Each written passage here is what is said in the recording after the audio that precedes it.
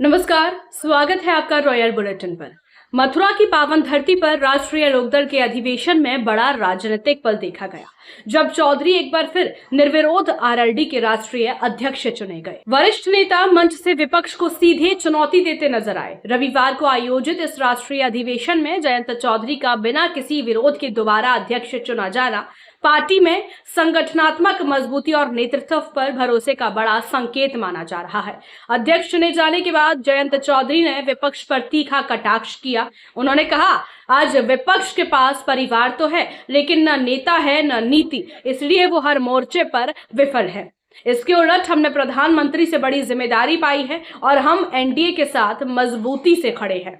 मथुरा में तीसरी बार पार्टी का राष्ट्रीय अधिवेशन हो रहा है। मेरे लिए बहुत खुशी मुझे हो रही है। मथुरा नहीं, मुझे पहली बार लोकसभा में सांसद बतौर चुना और आज राष्ट्रीय अध्यक्ष भी मथुरा के इस धरती से मैं चुना गया हूँ।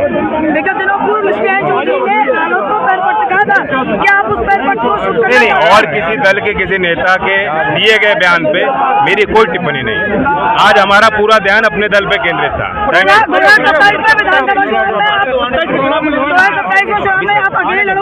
देखिए, हम एनडीए के साथ हैं, कोई सवाल नहीं, हम एनडीए के साथ रहें। चौधरी चरण सिंह ने एक कदम से माफ कर दिया और बोले कि ये तंबाकू किसान अपने खेत में पैदा करता है, खुद ही उसका उपभोग करता है, खाता पीता है, इस प्रकार का टैक्स है।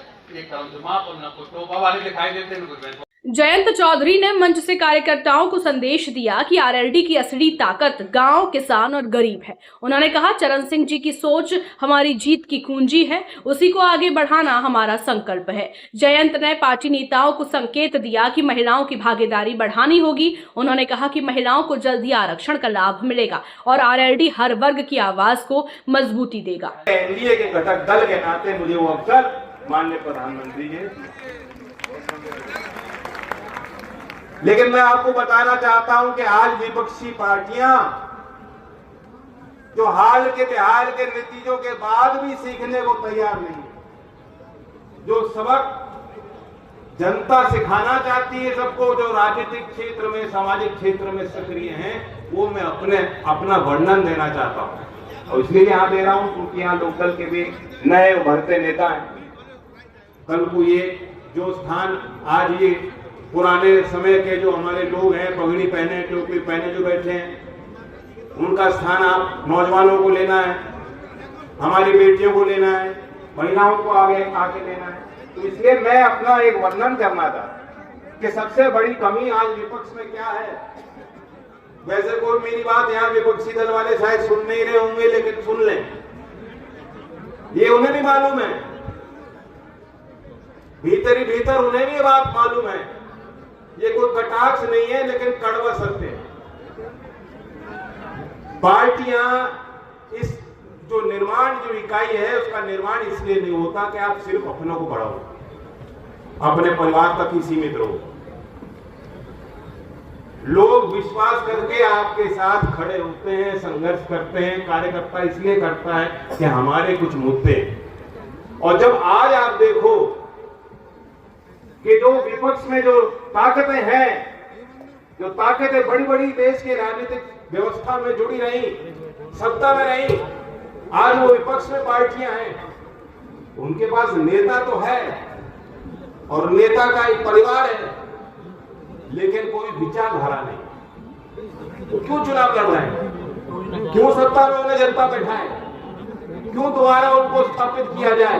यही बात वे बार बार जनता को समझाने में विफल है और इसलिए उनके पक्ष में मतदान नहीं हो रहा जिसकी वो उम्मीद रखते।